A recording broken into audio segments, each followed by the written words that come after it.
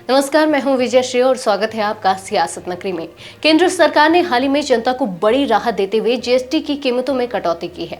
नई दरें सोमवार 22 सितंबर से लागू हो चुकी हैं, लेकिन इसी बीच प्रधानमंत्री नरेंद्र मोदी ने देशवासियों को एक और खुशखबरी दी है। नोएडा में यूपी इंटरनेशनल ट्रेड शो के उद्घाटन सत्र को संबोधित करते हुए प्रधानमंत्री मोदी ने कहा कि जैसे जैसे भारत की अर्थव्यवस्था मजबूत होगी, टैक्स और कम किए जाएंगे।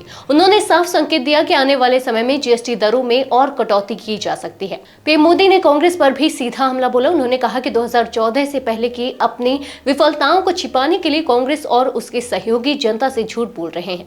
उन्होंने तुलना करते हुए कहा कि पहले 1 लाख रुपए की खरीदारी पर 25,000 रुपए का टैक्स देना पड़ता था, लेकिन अब यही टैक्स घटकर केवल 5 से 6,000 रुपए रह गया है। प्रधानमंत्री ने दावा किया कि उनकी सरकार ने लोगों की आय और बचत दोनों में वृद्धि की है।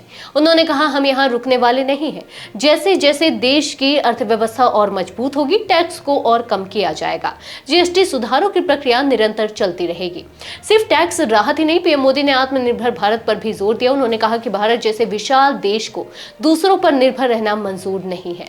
भारत अपनी ताकत खुद बढ़ा रहा है और आने वाले दशक के लिए आत्मनिर्भरता की ठोस नींव रख रहा है।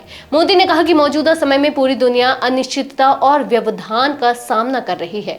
ऐसे माहौल में भी भारत आकर्षक विकास कर रहा है और यह भारत की आत्मनिर्भरता और मजबूत नीतियों का परिणाम है। आज के लिए बस इतना ही। अगर आपके इलाके में कोई राजनीतिक लापरवाही, भ्रष्टाचार या जनहित से जुड़ी समस्या है तो आप चुप मत रहिए, अपनी शिकायत हमें भेजिए। सियासत नगरी आपकी आवाज को मंच देगा और जवाबदेही तय करेगा, क्योंकि अब हर सवाल होगा सीधा सत्ता से।